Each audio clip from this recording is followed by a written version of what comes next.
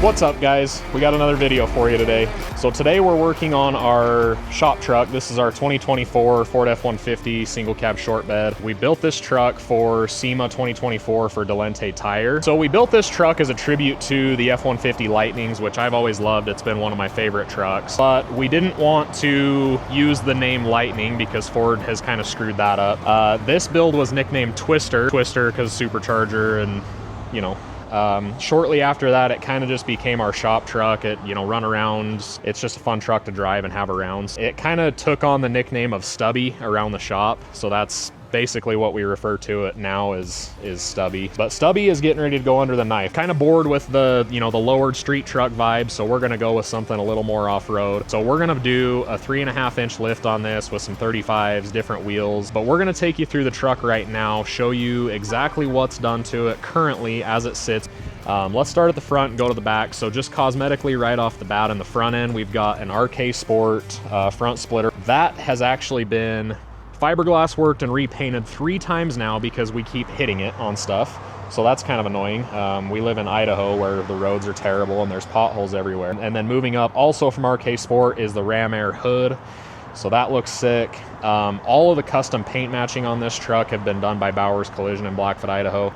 Big shout out to those guys. Those guys are super good in the paint department. So moving to the power plant, we've got the 5.0 Coyote as the base engine on this, and then we did the Ford Performance 3-liter Whipple supercharger, so it's about 700 horsepower on this truck. Chassis-wise, suspension, we've got the Beltec lowering kit, so it's a 3.5, which means it's a 3-inch drop in the front, 5-inch drop in the rear. That involved doing an axle flip on the rear end, some different shocks. It's a pretty nice kit. It's got a lot of good components. I think it's just the nature of these trucks. They do ride a little bit rough, so we're gonna that's part of the reason we're trying to get a little bit of the ride quality back. 22-inch wheels from Fittipaldi, Delente tires in a 305 45 22, and that is their Desert Storm DS8, which is a performance kind of all-season tire. We did the Ford Performance side vents. So this truck started out life as just an XL model, which means super basic work truck. So it had vinyl floors, cloth seats, it had a bench seat in the center, super rough, hard plastic steering wheel. And so we did a pretty significant overhaul on the interior, and then basically starting at the bottom, working to the top, we tore all the flooring out. So we tore the vinyl flooring out, got a carpet kit for it, center console conversion, nice leather wrapped steering wheel. We did the Aaliyah leather covers on the seats, and then we've got a custom built sub box that's all matching, leather wrapped. It's killer. So yeah, the interior was kind of my favorite part of this build. All right, so moving around to the back, we've got the MBRP exhaust on it. So it's a catback system that is a pre-tire side exit. I've actually been really impressed with that exhaust system. It does not drone super bad. It's got a really aggressive sound when you get on it, but it's not overly annoying just driving around. So that's a really cool exhaust system. I really like that. So we've got a Retrax bed cover on this one. So it's got the slide forward function, and we did a bed liner on it for what we do, you know, hauling glass and parts and stuff like that. You don't have stuff banging around in the bed. If you do get something really nasty in it, you actually can pressure wash it and then you just let it dry. So we really like bed rugs around here. It's super cool. So that about does it for what's done to the truck. Now we're gonna get into what we're doing to the truck. We kind of looked at a few different suspension systems for this. My biggest thing with this truck, both lowering kit and lift kit, I don't want to make any modifications to the frame. I want this truck to stay to a point where it can go either way. So we're doing 3.5-inch ready lift with Falcon suspension. Tires, we decided on the new Toyo RT Pro. So it'll be just a hair smaller than a 35 1250. The reason I wanted to do that is because I don't want any rubbing on this truck, because I do actually think it would be fun to go use it. And so I want to be able to fully articulate the suspension. So one of the changes I'm going to make on the front end, I am going to ditch the RK Sport splitter. And then I actually just this morning ordered a light bar bracket. Those we're going to go with the Diode Dynamics. I just haven't run anything of theirs, so we kind of want to try it. Let us know what you think we should do with the hood. I'm debating on leaving the Ram Air hood or going back to the OEM hood. I can't decide. So before we get going on this with teardown, we're gonna take it out and do, I wanna just do 0 to 60s on, you know, this configuration versus the new configuration, just to see, you know, kind of what what performance we're gonna lose, stuff like that. So I just want to kind of try a couple of things and get a basis of where we're at performance-wise, and then once we get everything lifted, different wheels, tires, whatever else, we'll take it back out and do it again.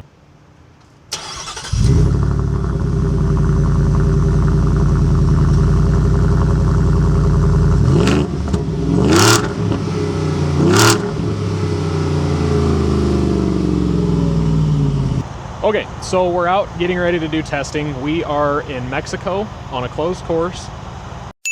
So we're gonna try and get as accurate of a 0 to 60 as we possibly can on this. It's not a road, it's a race track with a house at the end of it. Crew's gonna be in the passenger seat doing the timer. All right, so this is 2-wheel drive, axle lock, sport mode.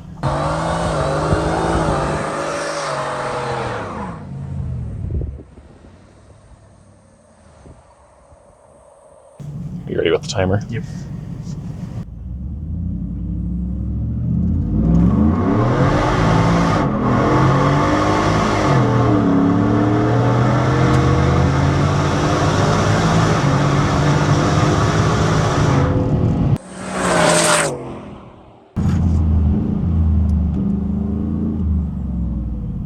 So now this is 4-wheel drive.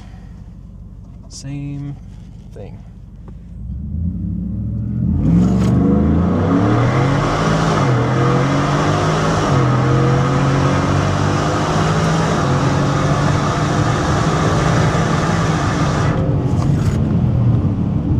I think that since these tires are coming off anyway, it's only right that we do a big fat nasty burnout before we take them off.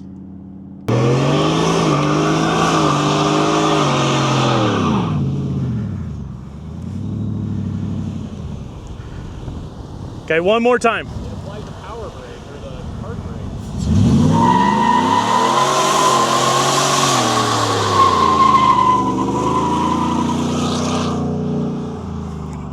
Hell yeah.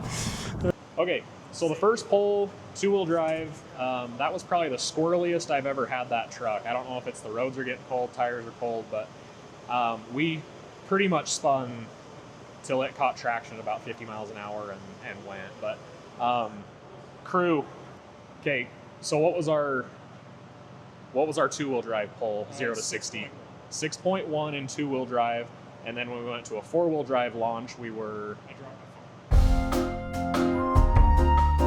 Okay, so crew dropped his phone on the second pull. You had one job. But we'll make sure we include it in the video.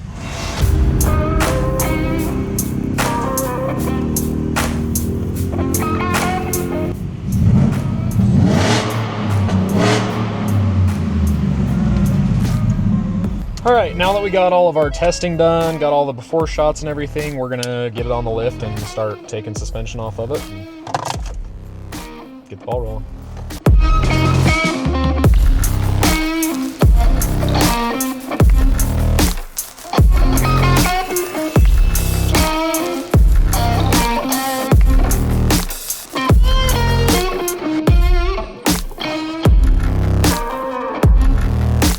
Front end's done, we're ready to move to the back end. Let's talk about kind of what went on here first. Change the upper control arm, new strut, brace up in there. And then one thing to note on this is you do have to change under here on these A-arms down here.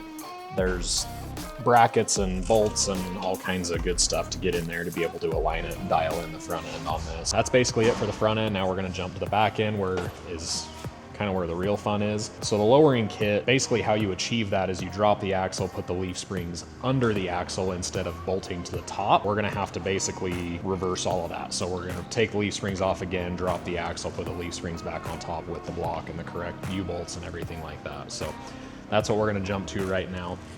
So yeah, let's get this morning, a bill making it illegal to perform the Carolina squat on your truck is now on its way to the State House. Okay, so we got the front on and this thing looks hilarious. So Derek's about to pull it out.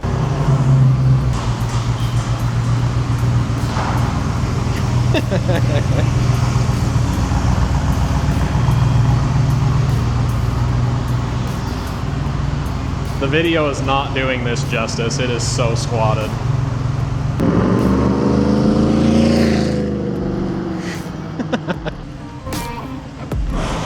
Gosh Dang, that is tall. All right, enough screwing around. Let's get it in and get the rear lifted.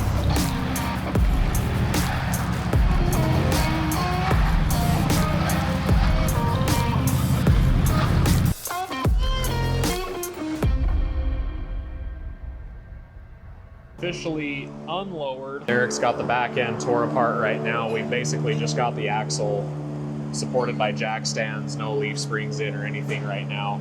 So we need to take this leaf pack and we need to take these bolts right here, flip those around, pretty much ready to put the rear back together. So we got the leaf spring out, got the bolts flipped back over, put the rear block in, and then new U-bolts, and then the shock with our adjustability right there on top, easy to access. Yeah, pretty quick and easy. The rear end's done. Now we're ready to get some wheels and tires on it.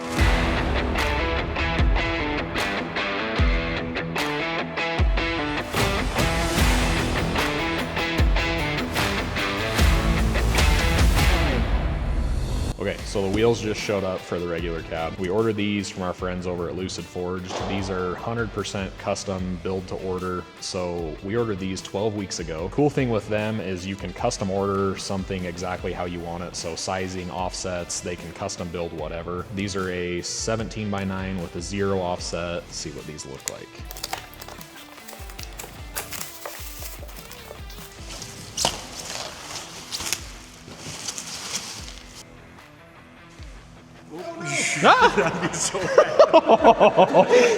We were almost 12 weeks for another one. Those look so good. I think that matte finish is gonna look so good. We went with machine just because we wanted to break up the black a little bit. That thing's been murdered out since we first built it, so I think this is gonna be kind of a cool change of pace on that. Okay, so I'm over here at the other shop getting ready to mount and balance the wheels and tires. I don't know if you can tell in the video, I'm gonna get super close, but like the detail in here, you can see all the the marks from the cutting and stuff. I think that's so cool. We'll dismount, pull the sensors out, and then we'll start putting some wheels and tires on it.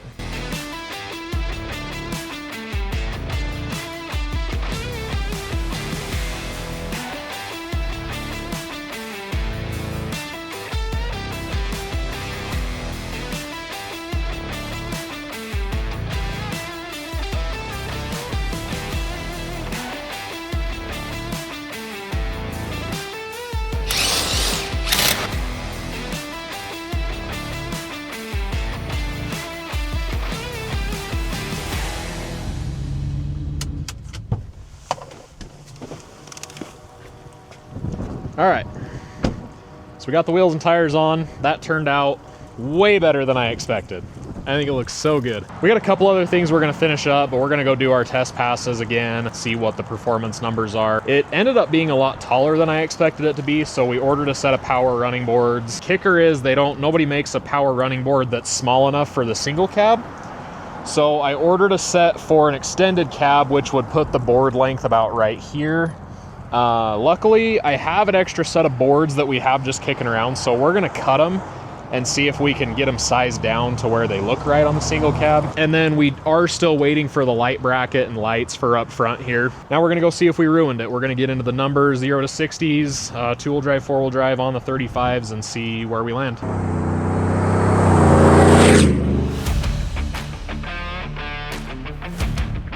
Two-wheel drive, here we go.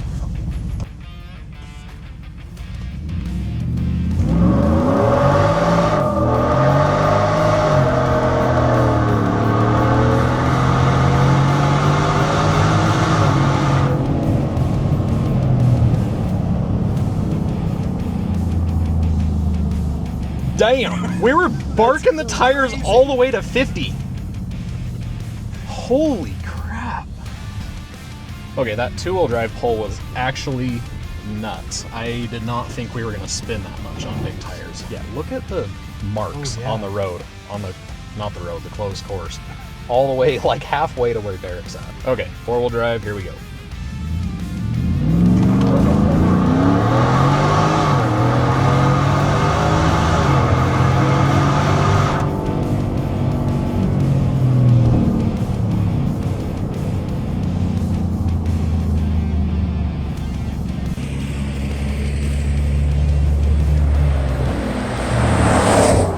that four-wheel drive launch was violent. The front end was hopping a lot.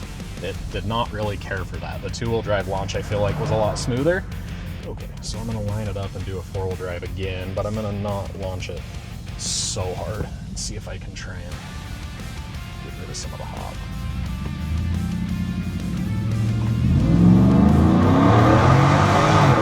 Oh, that was way better.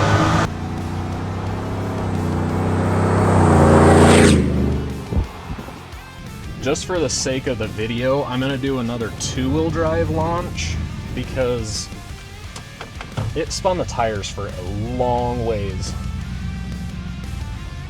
And I'm actually very surprised that it did. There is so much traffic on this closed course. It's like it's almost 5 o'clock or something and everybody's going home.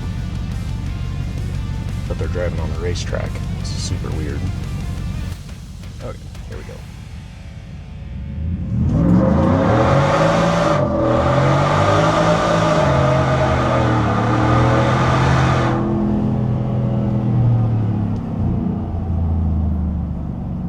That was cool.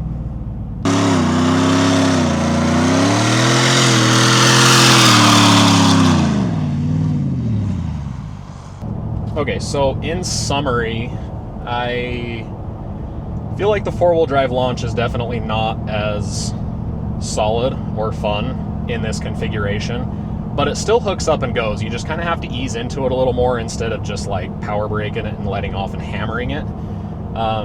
Two-wheel drive launch I feel like was still just as impressive. I actually felt like we spun the tires for a long time in the two-wheel drive configuration.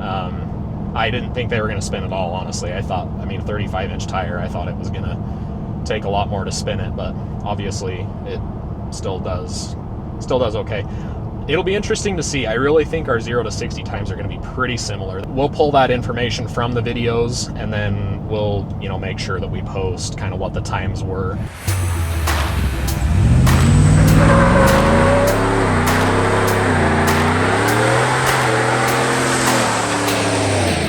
So now that we got that done, that pretty much just leaves. We got to take it back to the shop and get a couple of lights put on it, and then we're pretty much done with it. So pretty cool. Okay, so we're getting ready to put the running boards on the truck, and so we're actually going to take this running board. There's an end cap on it right here that's riveted in, and so we just drilled out those rivets, took the end cap off, and now we're going to make a cut to get that extra length off of there. Probably be wearing my safety glasses.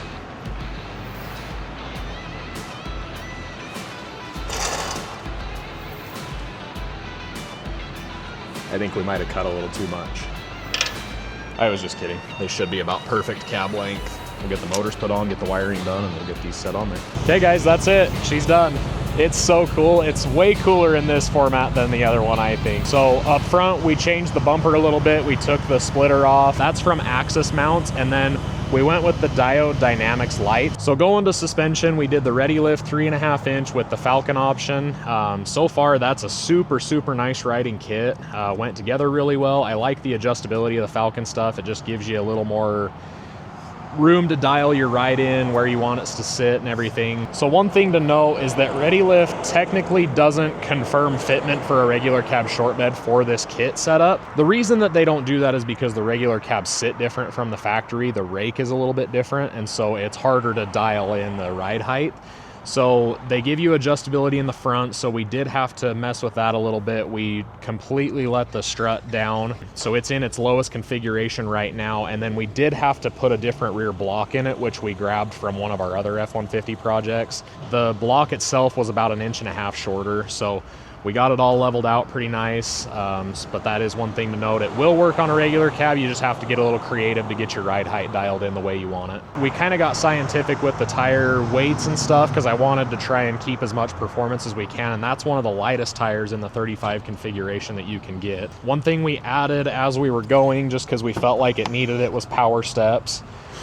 So we actually ordered those for the extended cab, cut those down to a single cab. Turned out really nice. So that's basically it. But I want to know, do you guys think we ruined it? Let us know down in the comments. What way did you like it better, lowered, lifted? Don't forget to like and subscribe, and we'll see you guys on the next one.